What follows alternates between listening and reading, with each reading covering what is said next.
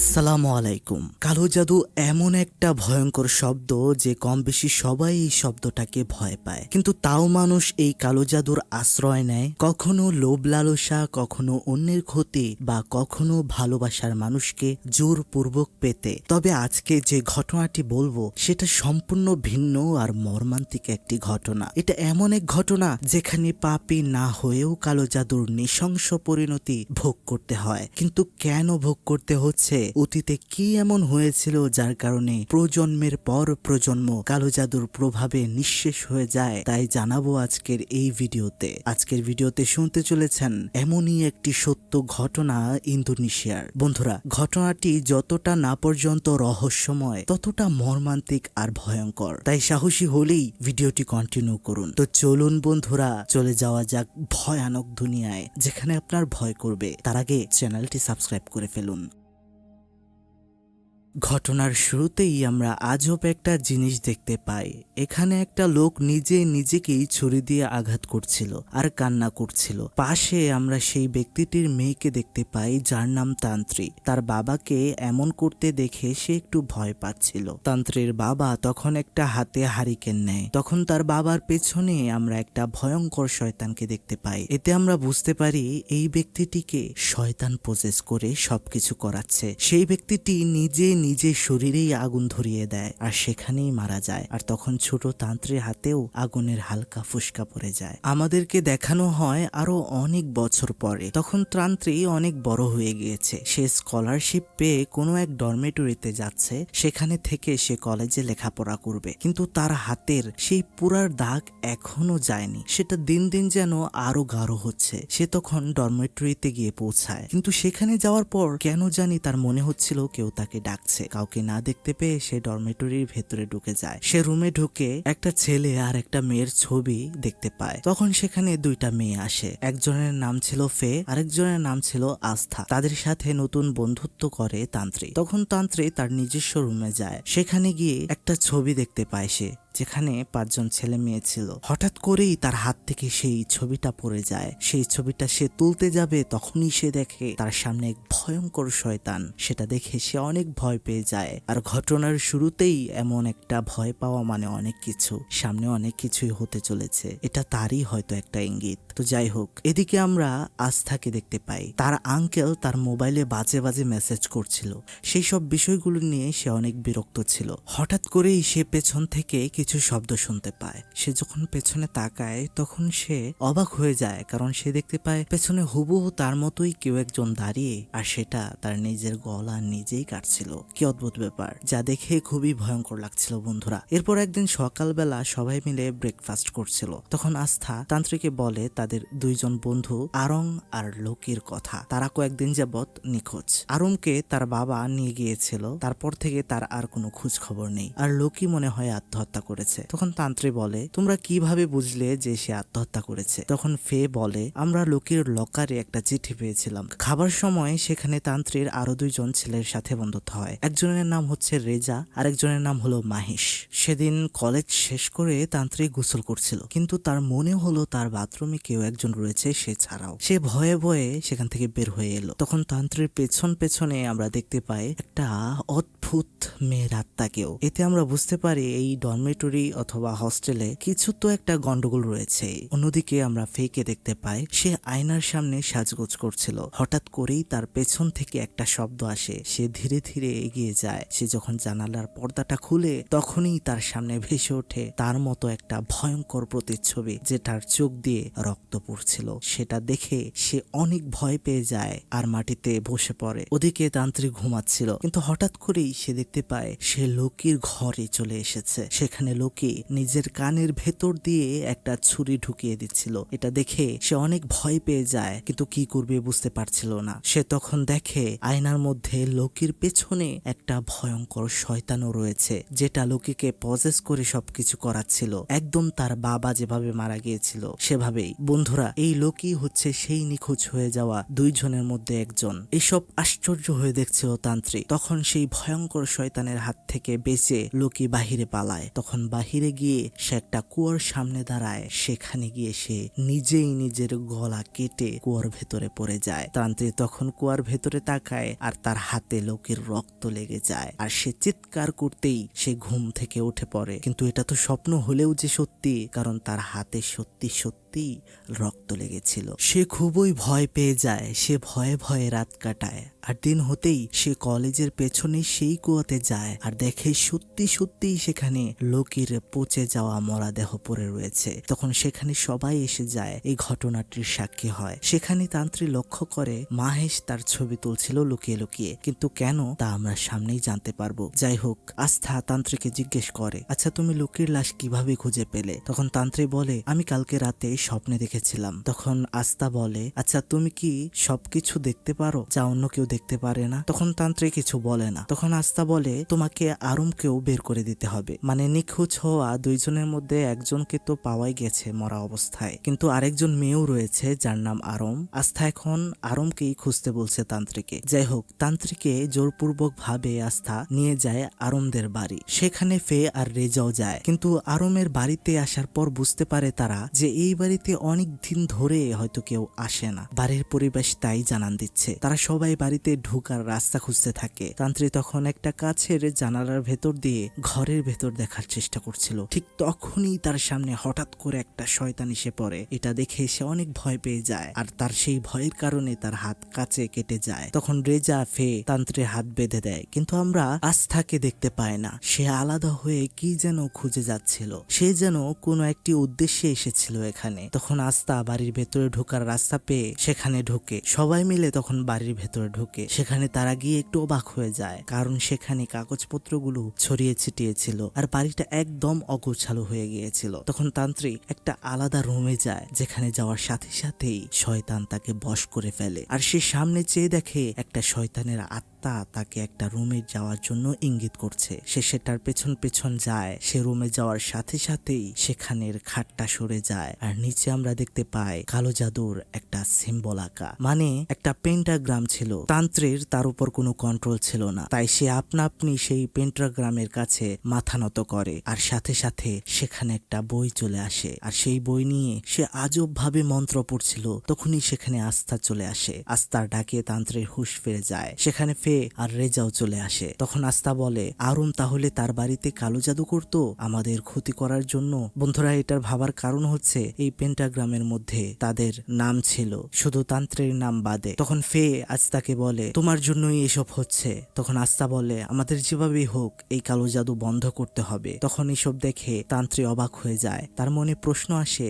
যে রেজা, ফে আর আস্থা কি এমন করেছিল যার জন্য তাদের উপর আরম কালো জাদু করতে চেয়েছিল। আর রেজা আর ফে ভয় পেলেও আস্থা কেন জানি ভয় পাচ্ছে না, এসব ভাবছিল তান্ত্রিক। তখন আস্থা তান্ত্রিকে বলে সেই বই পড়ে তাদের উপর থেকে কালো জাদুর প্রভাব সরাতে। তখন তান্ত্রিক বলে, আমি কেন করব? আমি তো তোমাদের কোনো কিছুর সাথেই যুক্ত নই। তখন এক প্রকার জোর করে আস্থা তান্ত্রিকে রিচুয়ালে বসতে বাধ্য করে। তখন তান্ত্রিক সবার হাতে এক টুকরো করে কাজ দেয়, আর একে অপরের হাত শক্ত করে ধরলে সবার হাত কেটে রক্ত পড়া শুরু হয় সেই পেন্টাগ্রামের উপর। তখন তান্ত্রিক শয়তানের ধারা আবার পজেস হয়ে যায় আর আশ্চর্যভাবে মন্ত্র পড়তে থাকে। সবাই তান্ত্রিকে ফলো করে তার মতোই মন্ত্র পড়ছিল। তখনই সেখানে একটা ভয়ঙ্কর ডেমন, মানে একটা শয়তানের আগমন ঘটে। সেটা দেখতে খুবই ভয়ঙ্কর ছিল বন্ধুরা, আর সেটা বলছিল, তোদের আমার কাছ থেকে সাহায্য চেয়ে কোনো লাভ হবে না, তোদের মৃত্যু নিশ্চিত। আমাকে কালো জাদু করে যা আগে বলা হয়েছে তা আমি করবই। আমি সেই 5 জন লোক সহ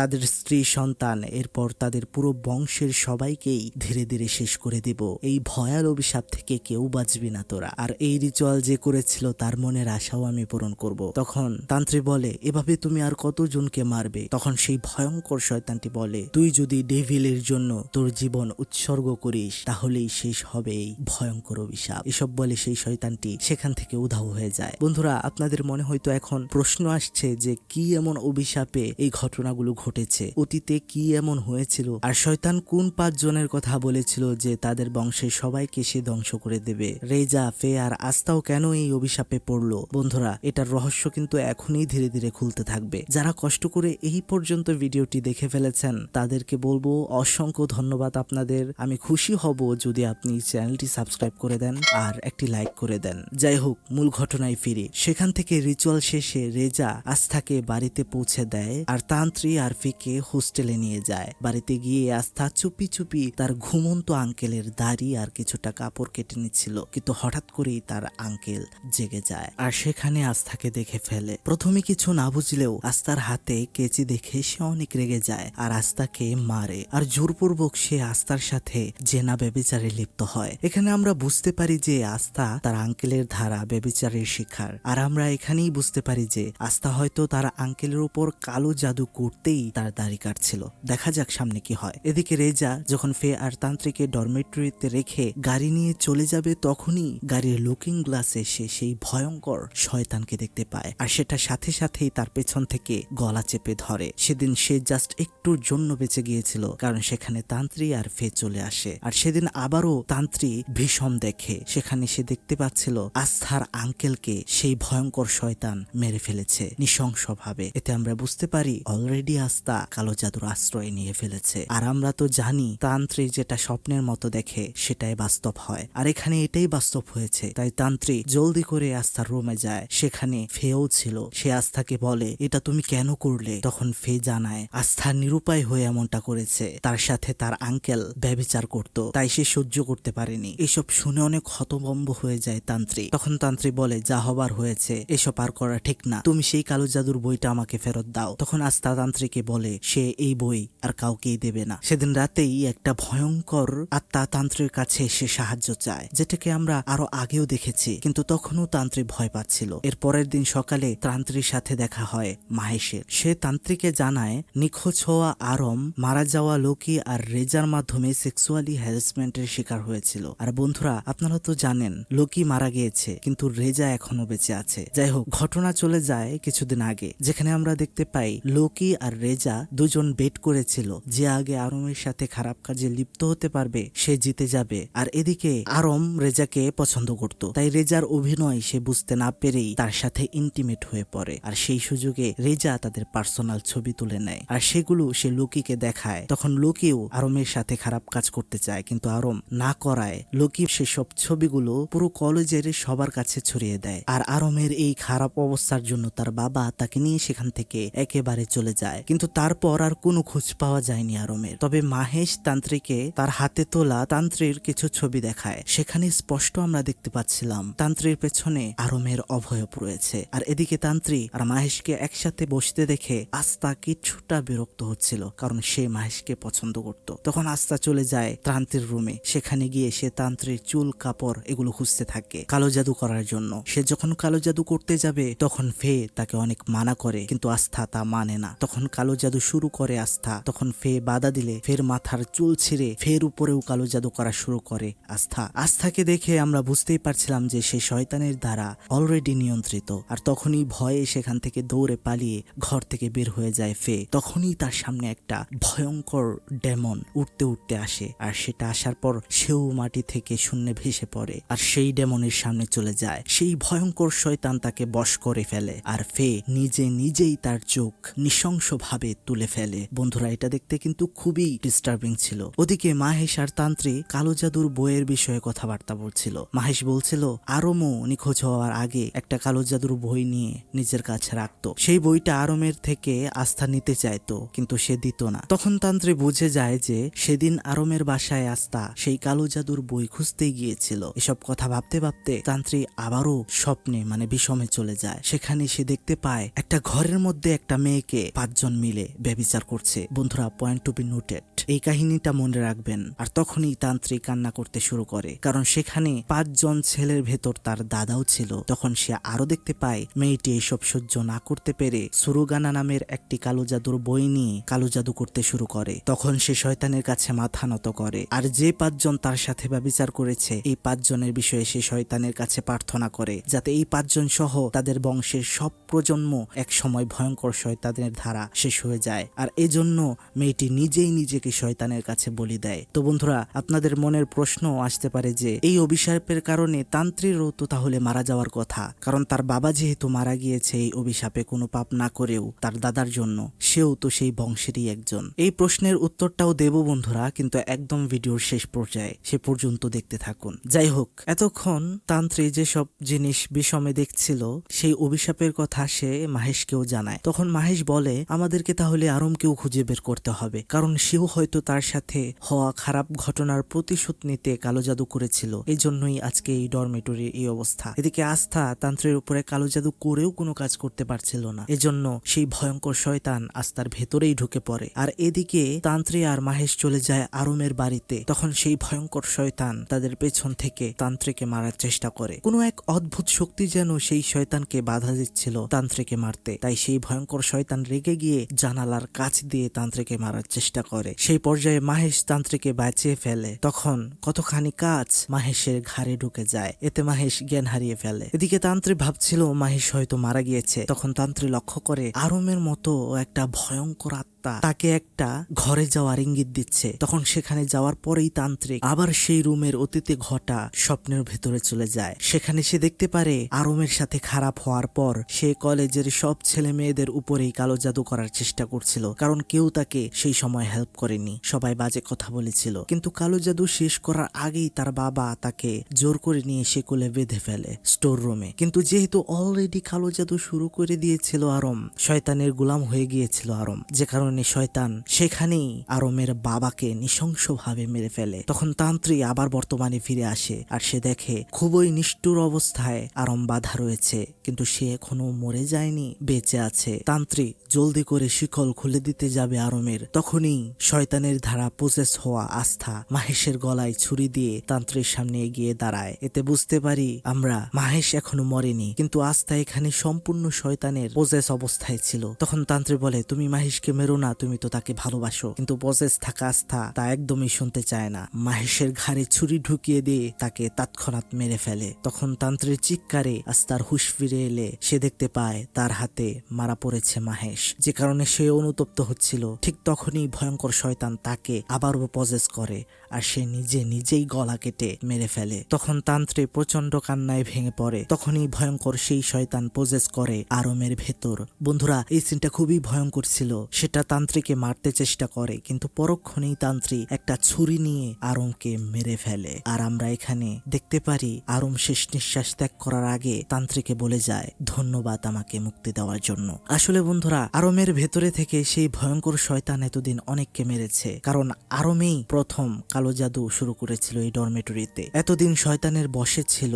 আরমের দেহ, তাই আরমের আত্মা এখান থেকে বের হতে চেষ্টা করেছিল, তাই সব সময় তান্ত্রিক এসে তার কাছে নিয়ে আসতে চেয়েছে। যাই হোক, এরপরে আমরা দেখতে পাই সেই ভয়ঙ্কর কালো জাদুর বইটি তান্ত্রী আগুনে জ্বালিয়ে দেয় আর রেজাকে পুলিশ গ্রেফতার করে আরমের সাথে ব্যভিচার করার জন্য। বন্ধুরা, আমরা এখানে তান্ত্রীর বিষয়ে কিছু জানতে পারি, তা হচ্ছে যে তার মা তার জন্য একটা লকেট রেখে গিয়েছিল, যেটা পবিত্র লকেট, আর যেটার জন্য তার কাছে খারাপ কোনো আত্মা ঘেঁষতে পারতো না। মূলত এটাই তাকে রক্ষা করেছিল শয়তান থেকে, মানে কিছু পাওয়ার তো অবশ্যই ছিল সেই লকেটে। আর তান্ত্রী শয়তানদেরকে দেখতে পেত, শয়তানের উপস্থিতি টের পেত। আর বন্ধুরা, শেষে যে একটা প্রশ্নের সম্মুখীন থেকে যেতেই হয়, এই ঘটনার শেষে আমরা দেখতে পাই যে ফের চোখ দিয়ে রক্ত পড়ছে আর পুলিশের হেফাজতে থাকা রেজা জেলের ভিতরে নিজেকেই মারছিল। আবার ফেকে আবারও দেখতে পাই আমরা যার চোখ ছিল একদম লাল। এটা দেখে বোঝাই যাচ্ছিল যে এই চোখগুলো কোনো শয়তানের বা খারাপ কিছুর চোখ, যেটা ফে তার নিজের মধ্যে নিয়েছে। আর এইসব কিছুই তান্ত্রিক স্বপ্ন দেখছিল। আর জ্ঞান ফিরতেই সে দেখতে পায় তার হাতে রয়েছে সেই কালো জাদুর বইটি, যেটা সে আগুনে পুড়িয়ে ফেলেছিল। সেটা দেখে অবাক হয়ে যায়। আর সে যে বাসে করে বাসায় ফিরছিল, সেই বাসের সব প্যাসেঞ্জার কোনো সাধারণ মানুষ ছিল না। এতে আমরা বুঝতেই পারি এই ঘটনার সবে শুরু, যার শেষ হতে অনেক দেরি। বন্ধুরা, কেমন লাগলো এই ঘটনাটি তা অবশ্যই কিন্তু কমেন্ট করে জানাবেন। আসলে কালো জাদু কখনো ভালো জিনিস বয়ে আনতে পারে না, এটাই হলো তার প্রমাণ। বন্ধুরা, ভিডিওটি ভালো লাগলে অবশ্যই আমাদের এই ছোট্ট চ্যানেলটিকে সাবস্ক্রাইব করে দেবেন আর কমেন্ট করে অবশ্যই জানাবেন কেমন লাগলো ঘটনা। লাইক করে দেবেন, প্রিয়দের কাছে শেয়ার করে দেবেন। দেখা হচ্ছে নেক্সট ভিডিওতে, সেই পর্যন্ত সবাই ভালো থাকবেন, আমার জন্য দোয়া করবেন, আমিও আপনাদের জন্য দোয়া করি। আসসালামু আলাইকুম।